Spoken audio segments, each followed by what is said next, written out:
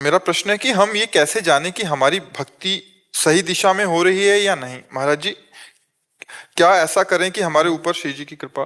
पहले हमारा स्मरण भगवद स्मरण में बदल रहा है, हमारी वासनाएं कम हो रही हैं, हमें अन्य चिंताएं कम सता रही हैं, हमारे हृदय में एक दृढ़ विश्वास जागृत हो रहा है कि भगवान मेरे हैं, तो भक्ति बढ़ रही है।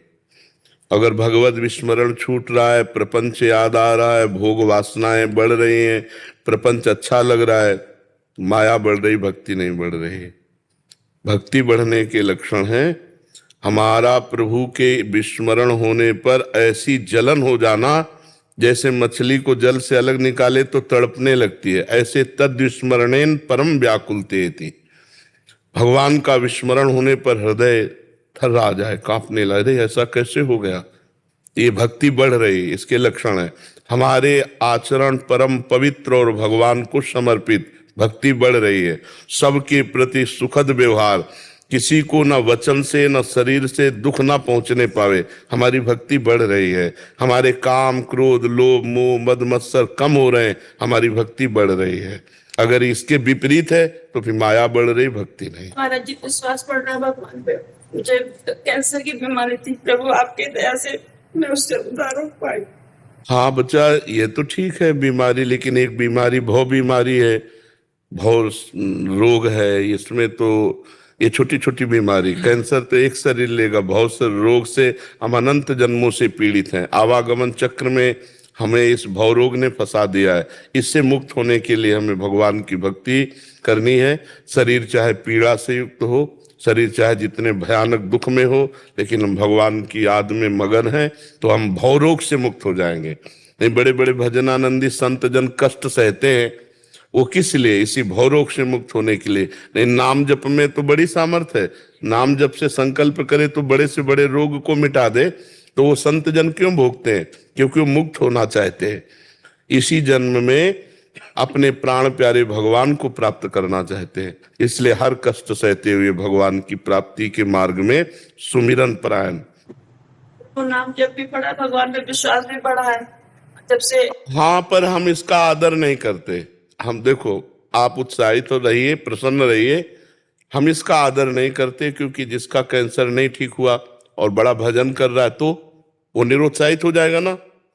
या जिसकी विपत्ति नहीं टली और वो भजन कर रहा है तो निरुत्साहित हो जाएगा ना।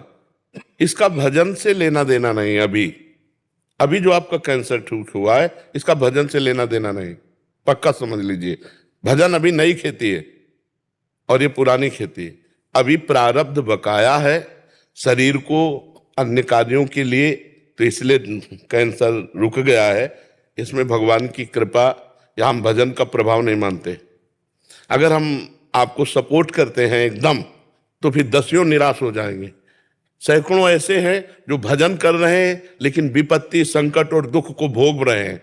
तो वो पूर्व जन्म का विधान है, पूर्व कर्मों का है, वो अभी का नहीं है। इसलिए आप आनंदित रहिए, अच्छा हुआ और सबका अच्छा हो जाए, हम यही चाहते हैं सबका अच्छा हो जाए, पर उसका भजन से लेना देना नहीं है।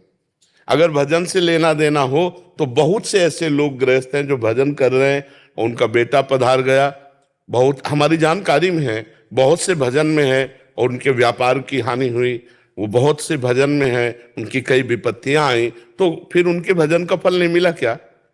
भजन कभी निष्फल होगा नहीं। पर अभी जो हमारा शरीर दुख सुख को प्राप्त हो रहा है, ये पूर्व जन्म के प्रारब्ध से प्राप्त हो रहा है। अभी जो हम साधन कर रहे हैं, ये आगे फल मिलेगा। ये अभी तत्काल उसका फल नहीं है। ये तत्काल आपका पुण्य उदय हुआ और आपके कैंसर को रोक दिया, आपका प्रारब्ध रुक गया, ऐसा होता है। इस विधान को समझो। इसको अगर हम केवल कृपा मान ले और विश्वास कर ले, तो कल कोई घटना घटेगी, आपका विश्वास लड़खड़ा जाएगा कि इस बार भजन नहीं काम किया, इस बार हमको लाभ नहीं मिला।